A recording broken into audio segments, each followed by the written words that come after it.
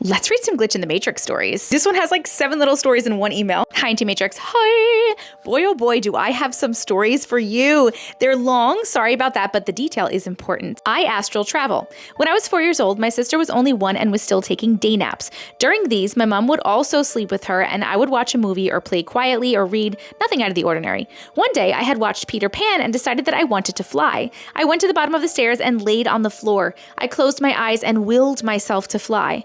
Nothing happened for a while, but I was determined that I could make myself do it. I remember slowly getting lighter and almost tingly, and then I looked at the roof and I was getting closer to it. I was actually flying. I looked down and my body was still on the ground though. This confused me, but I continued to the top of the stairs. My body was breathing and my eyes were fixed, staring at the roof. I got to the top of the stairs and tried calling out for my mom so that she could see what I had done. However, no noise would come out of my mouth. I went back down the stairs to my body and I heard a pop or a crack, and then I was able to speak again. I ran into my mom's room and I woke her up. I told her what I did and I'll never forget the look on her face. She told me to never, ever do that again. I was confused that I was so excited that I could do this, but I was a rule follower, so I just agreed and went on my way. I haven't done it since because even now that I know what it is, my mom's voice always brings me back into my body. As an adult, I asked her about it. She says she knew what I had done, but was worried that I'd go too far and lose my body and be gone, so she never wanted me to do it again. We both remember this day so clearly, down to what I was wearing, how my hair was done, and the toys in the room. Every detail of that moment has stuck with me forever, and as much as I'd like to try it again, knowing that I did it once still scares me. It is super cool that you were able to just do it so easily as a child. I've never been able to make myself astral travel, but as far as I'm aware, there's like a cord, I think they call it the silver cord, that attaches your soul to your body, so you can't like literally just leave forever. Correct me if I'm wrong, friends, but I believe that that is true. Story number 2, imaginary friend. When my sister was first born, I was 3. My dad worked 2 jobs and my mom was suffering with postnatal depression. I started seeing my friend Aaron.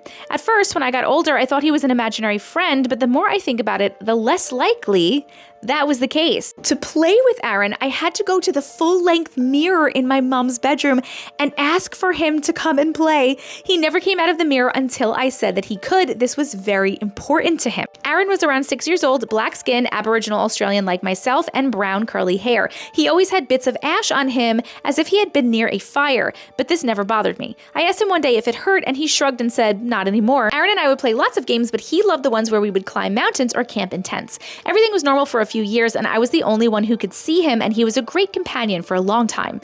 One day he came to the mirror and I told him that he could come out to play, but he shook his head. I asked him why not and he replied, "It's your turn to come and play with me." Stop it! Oh my God, I have chills. I was confused as I'd never thought of that, but I asked him where he wanted to play and he said, "In my world, but you have to be like me first. But don't worry, I will help you." Eager to play with my friend, I did as he asked. I went to the kitchen and got a knife and went back to the mirror. He told me I had to make myself bleed like he did and say Bloody Mary. Well, I did it. I didn't want to do that, and the more I hesitated, the angrier Aaron got. When he got really angry, I was too scared to play with him anymore, and I put the knife back in the kitchen. I went back to the mirror, but he was gone. I never saw him again. My parents were horrified when I told them what happened. Yeah! Oh my God, that totally just reminded me of that Supernatural episode where like the loved ones are telling the people to unalive themselves to come and hang out. Nope. This is not it. I am so glad that you didn't do that. And what was the Bloody Mary part about? Because I clearly wasn't like a Bloody Mary. I don't know. I didn't like that one. Number 3, past life memory. I remember a few past lives, but this one sticks out to me the most. I know there will be a lot of non-believers, but I know to my core that this isn't made up. When I was very young, I would go to my grandmother's house and do a lot of drawing. I used to draw all the bad guys with a swastika on them. I was only 5 the first time this happened and had no idea what the symbols were. I was just drawing the bad guys. My nan told me not to draw that as it was not a good thing. I replied that I knew that they were bad and that's why the bad guys were wearing it. My nan asked me how I knew that, and I just told her that everybody knows that. When my sister was about 3 and I was 6, she started getting really upset that I was older than her. She used to say all the time that she was the older sister before and that one day she will be older than me again.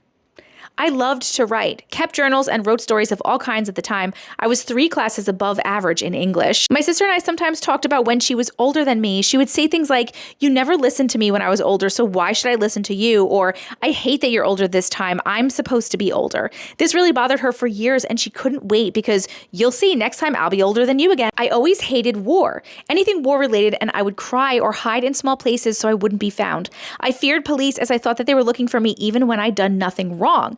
I used to feel very safe hiding in small places, wardrobes, cupboards, etc. And even today, I have half of my wardrobe set up like a little safe space with lights and cushions and padding on the walls. I believe that I was Anne Frank and my sister was Margot Frank. I know it's really hard to believe. I did an experiment on my sister as adults. I saved a bunch of photos from that time of girls around Margot's age and showed them to her in a random order and just asked her if she felt anything when looking at the photos. She pointed straight to Margot and said, "She's smiling, but she's sad. I don't know how I know that, but I do, and it's making me really sad. Take that away." I told her my thoughts on it and who I thought that was, and she had a big sigh of relief. She says that makes sense with everything she was feeling and explained the childhood beliefs too. I'm a writer today. I feel like getting stories out there was what I was born to do. I often have random memories as Anne, and I know things that I just shouldn't know. My sister and I also believe we will be sisters again in our next lives because of the strong feeling that she will be the older one again, but of course, we don't know that for sure. Wow, past life stuff is so cool. Number 4, alien. I am the oldest of 5 children. There's an 18-year gap between me and the youngest, so I looked after him a lot. When he was 2, he started calling us humans, as if he wasn't one. Anytime he was frustrated or didn't get what he wanted, he would say things like, "You humans will be sorry," and stuff like that. One day I was doing some clay modeling with him and he was making a big blob with lots of spikes sticking out of the top. Thinking it was a lion or something, I asked him what he was making. He replied, "An alien pin code in a field of corn." What? We live in Australia in a small country town. We don't have cornfields, and I myself have never seen one, let alone the 2 years old. I don't know what a pin code is either, and when I asked him why he was making that, he said, "So they can find me."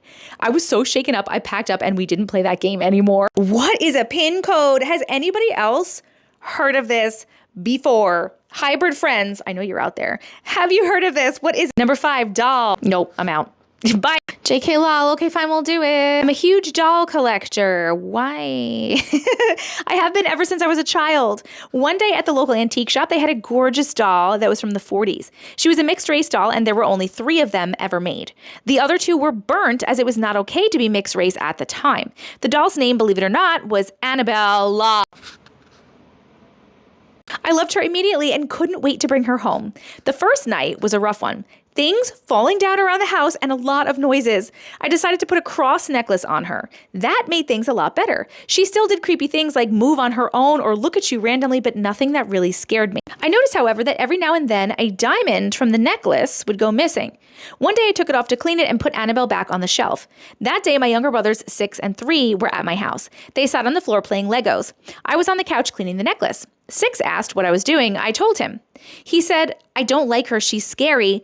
And just as he leaned over to grab a Lego, Annabelle flew off the shelf and landed exactly where 6 was before he leaned over. I've kept the necklace on her since and have cleansed her with other methods too. No more problems. Why do you still have the doll?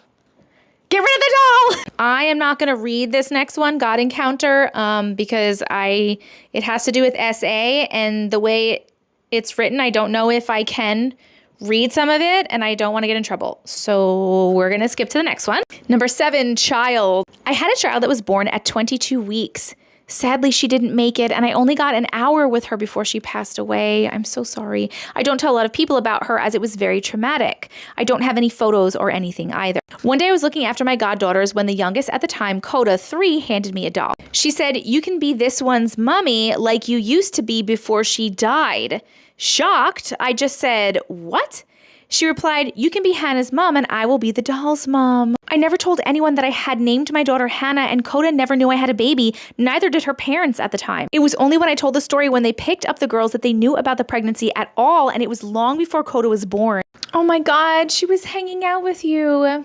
I love that she's around you. These were all great stories. Thank you so much for sharing. Let me know what you guys think about all these stories in the comments and tell me what you think the chill factor was, because a lot of these have a big chill factor. I'm Auntie Matrix, and if you like stories like these, make sure that you follow me, and you can send me yours right here to this email address. We believe you.